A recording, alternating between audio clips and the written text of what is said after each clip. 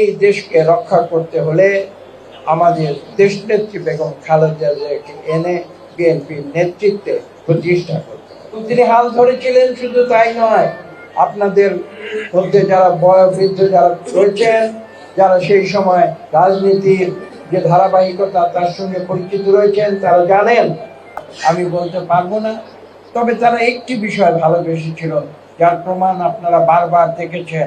তারা ভালোবেসেছিল বাংলাদেশের অর্থ, বিত্ত, বৈভব এবং সম্পদ, যেগুলো তারা বারবার লুটপাট করে, তারা এদেশের মানুষকে বঞ্চিত করে, তারা নিজের ক্ষমতার মোহে যারা অন্ধ হয়ে গেছে। সেই ৭২ থেকে ৭৫-এ যে পরিস্থিতি বাংলাদেশে সৃষ্টি হয়েছিল, তার ফলশ্রুতিতে আপনারা সেই ইতিহাস জানেন। সেখানে বিপ্লব হয়েছিল। কোন বিপ্লব? সেই বিপ্লব ছিল সিপাহী জনতার বিপ্লব। এবং সেই সিপাহী জনতার ফলশ্রুতিতে এই বাংলাদেশের মানুষ তখন কার কাছে গিয়েছিল?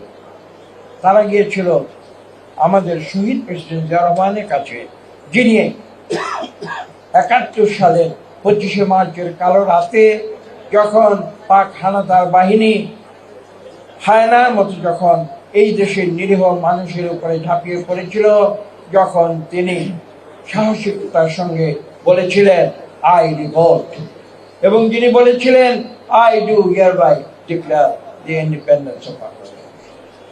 এবং সেই জিয়া রহমানের কাছে তখন মানুষ গিয়েছিল কেন?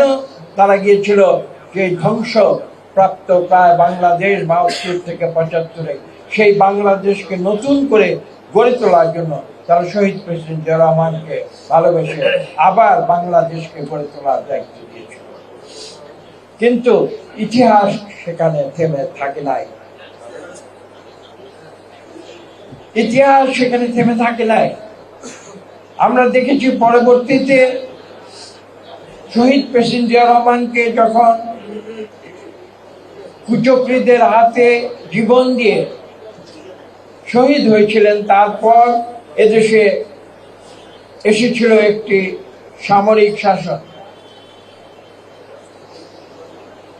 এই ইতিহাস বাংলাদেশের, সেটা আমাদের ভুলে গেলে চলবে না। এই কারণে যে সেই ৮২ সালে তখন এই বিএনপি শহীদ প্রেসিডেন্ট জিয়া রহমানের অত্যন্ত বিশ্বাসী এবং তার প্রিয় যারা কর্মীরা ছিলেন, তারা তখন ভেবেছিলেন যে এই দেশকে রক্ষা করতে হলে আমাদের দেশনেত্রী বেগম খালেদা জিয়াকে এনে বিএনপির নেতৃত্বে প্রতিষ্ঠা করতে হবে।